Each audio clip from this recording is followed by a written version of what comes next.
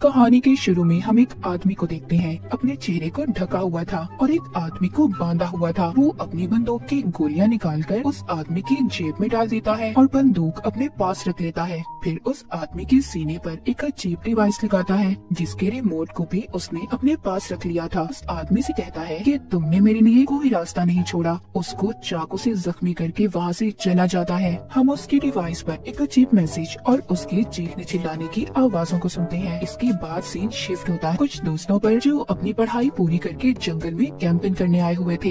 यहाँ पर सब दोस्तों में गैटो जो सबसे ज्यादा बिगड़ा हुआ था, वही गैटो का दोस्त जो उसके उल्ट था, बिल्कुल सीधा। पर उसकी दोस्त ऐसी थी जो बेचारे पर हमेशा शक करती रहती थी कि उसका चक्कर किसी और लड़की के साथ है। हम यहाँ पर उनकी बातों में सबकी गहरी दोस्ती देखते हैं। इनके ग्रुप में एरिन थी जो सबसे ज्यादा मासूम थी और सबसे अलग रहा करती थी। जब एरिन बाथरूम के लिए झाड़ियों में जाती है, वही आदमी जो हमने कहानी के शुरू में देखा था वो एरिन को बेहोश कर देता है। जब एरिन को होश आता है, उसके साथ साथ सभी दोस्त एक अजीब सी जैकेट के साथ उठते हैं क्योंकि सबने अब जैकेट पहनी हुई थी और उस जैकेट पर एक टाइमर लगा हुआ था। करीब ही जब वो गैस सिलेंडर को देखते हैं तब इन्हें समझ आता है कि किसी ने इनको गैस से बेहोश कर दिया था और इनका यहाँ पर एक दोस्त भी गायब था। जब वो आदमी इनके सामने आता है तो इन्हें पता चलता है कि वो इनके स्कूल की साइंस टीचर थे और साथ ही साथ एरिन के दोस्त के डैड भी जो अब मर चुका था। वो बताते हैं कि जब मेरे बेटे की मौत हुई तो उनकी बीवी ने इस सदमे से अपनी जान ले ली जिस वजह से उन्होंने अपनी फैमिली को खो दिया।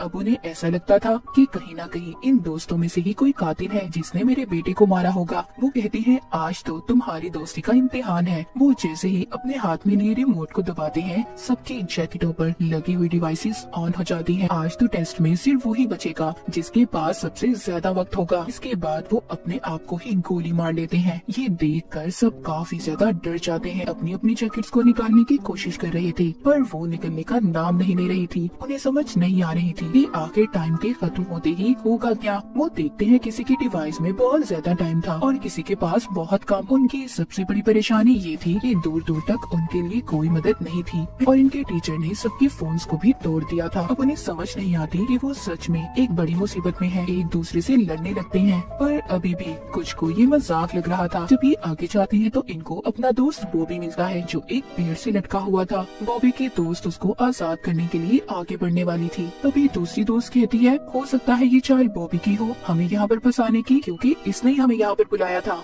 ये जरूर उस टीचर के साथ मिला हुआ है। ये सब सुनकर कुछ दोस्त बॉबी को छुड़ाने के हक में नहीं थे पर बॉबी उनसे बार बार कह रहा था कि प्लीज मेरी मदद करो। वो कहता है मैंने तुम सबसे अपनी एक बड़ी बीमारी को छुपाया था जो उस टीचर को पता चल गई थी। वो मुझको ब्लैकमेल करते थे, मेरे पास कोई और रास्ता नहीं था, इसलिए मैं तुम सबको यहाँ पर लाया। पर मुझे उनके इस प्लान के बारे में कुछ पता नहीं था कि वो हमें यहाँ पर कैसे फंसाएंगे। पर मैं तुम सबको इस डिवाइस के बारे में भी बताने के लिए तैयार हूँ अगर तुम मुझे खोल दो। अब उसके दोस्त उस पर तरस खाकर उसे छुड़वा देते हैं। बॉबी आजाद होते ही सब पर चाकू से हमला कर देता है पर वो किसी को मार नहीं पाता और देखते ही देखते उसके डिवाइस में टाइम खत्म हो जाता है। सबके सामने वो ब्लास्ट हो गया था, फट जाता है, उसके जिस्म के टुकड़े टुकड़े हो जाते हैं। ये देखकर सब अपने अपने दोस्तों को लेकर भागते हैं। पीपर गैटो का दोस्त था जिसकी दोस्त उस पर अब भी शक कर रही थी। वो उसके साथ जाने से भी मना कर देती है। गैटो का दोस्त अकेला ही कैंप में वापस आता है। वो उस टीचर की बंदूक को भी अपने पास रख लेता है ये सोचकर कि शायद ही उसके काम आ जाए। इसके बाद हम एक और दोस्त को देखते हैं जो काफी ज्यादा घबराया हुआ था क्योंकि उसका टाइम अब खत्म हो चुका था। वो अपनी दोस्त से कहता है प्लीज मुझसे दूर रहो, कुछ देर बाद मैं भी मरने वाला हूँ।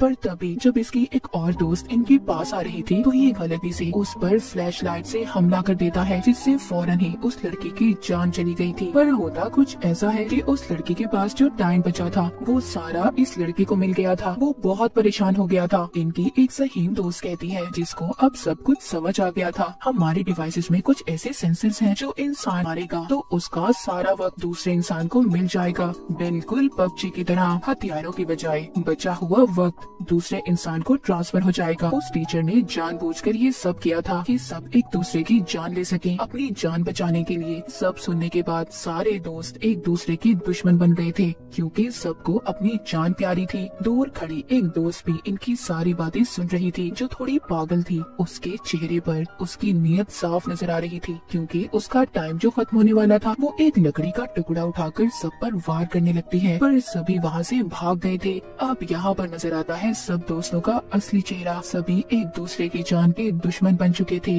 दो दोस्त जल्दी से दोबारा कैंप की तरफ भागते हैं, क्योंकि उनके पास अभी भी एक फोन था जो वो कैंप में ही छोड़ आए थे, मगर उसमें भी सिग्नल नहीं थे। इसीलिए ये फोन को लेकर उन चाय की तरफ भागते हैं। उधर एरिन को कैटो का दोस्त अपना पार्टनर बन जाने का कहता है और दोनों आगे मदद के लिए निकल पड़ते हैं। उधर दूसरी तरफ इनकी एक और दोस्त जो अपने शिकार की तलाश में थी, क्योंकि उसका टाइम खत्म होने वाला था। जब ये कैटो को अपने पास आते हुए देखती है तो उस पर हमला कर देती है। पर चालाक कैटो अपनी जान बचाने के लिए उस लड़की से कहता है, तुम कहती थी ना कि मेरा दोस्त तुम्हें धोखा दे रहा है, उसका चक्कर किसी और लड़की के साथ था। हाँ, वो कोई और नहीं बल्कि तुम्हारी बेस्ट फ्रेंड है, जो मुझे उसके फोन से पता चला। उस पागल लड़की को एक और मौका मिल गया था किसी की जान लेने का। ये अपने ही दोस्त के ऊपर चाकू से हमला कर देती है, पर वो दोस्त एक ही झटके में उसके ऊपर वार करके उसी को मार देती है। अब उस लड़की को भी गेम की समझ आ चुकी थी कि भले कैटो ने उसे मरवाने की कोशिश की, पर यही रास्ता है इस गेम में सरवाइव करने का, जिंदा रहने का।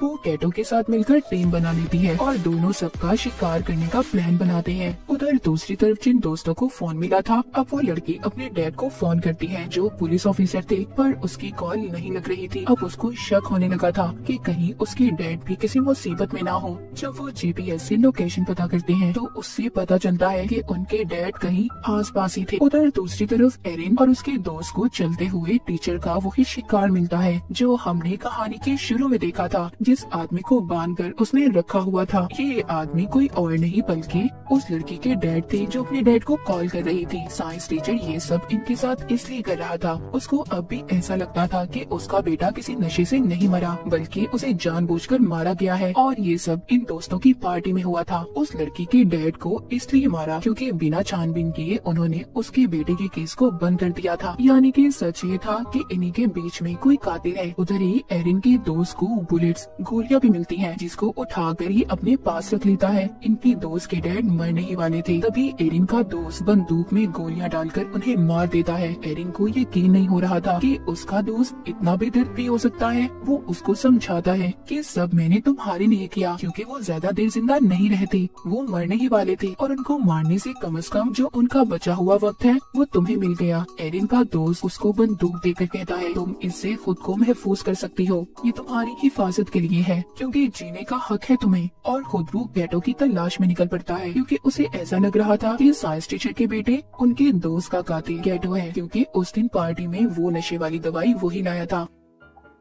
अब एरिन अपनी उसी दोस्त से मिलती है और उसको उसके डैड के बारे में बताती है। ये सुनकर वो बहुत ज्यादा रो रही थी। एरिन कहती है, अभी हमारे पास रोने का वक्त नहीं है, हमें जल्दी रिमोट को ढूंढना होगा। वो इन दोनों को उस रिमोट को ढूंढने का कहती है और खुद कैटो के पास जाने का फैसला करती है कि उसकी जान खतरे में है। उधर कैटो को भी उसके दोस्त ने ढूंढ लिया था। इन दोनों की बहुत ही खतरनाक लड़ाई होती है। उस लड़ाई में कैटो ने अपने दोस्त को मार दिया था। फिर कैटो अपने एक और दोस्त को मारने की कोशिश करता है और आखिर में कैटो ने उसकी बंदूक लेकर उसे भी मार दिया था। जिस दोस्त को उसने मारा था उसके पास सबसे ज्यादा टाइम था, जो सारा अब कैटो को मिल चुका था। लेकिन कैटो को तो इस गेम में जीतना था, वो अभी भी पास कहाँ आने वाला था। वो एक और दोस्त को मार देता है। कैटो अपने आखिरी शिकार की तलाश में था, जो एरिन और उसकी एक और दोस्त थी। जैसे ही उनके पास जाता है, एरिन की दोस्त इस पर बहुत चिल्लाती है कि उसने उनके सभी दोस्तों को मार दिया, पर वो इसकी तरह कातिल नहीं बनना चाहती थी, इसीलिए इसे चाकू से जख्मी करके भाग जाती है। पर भागते हुए वो सोचती है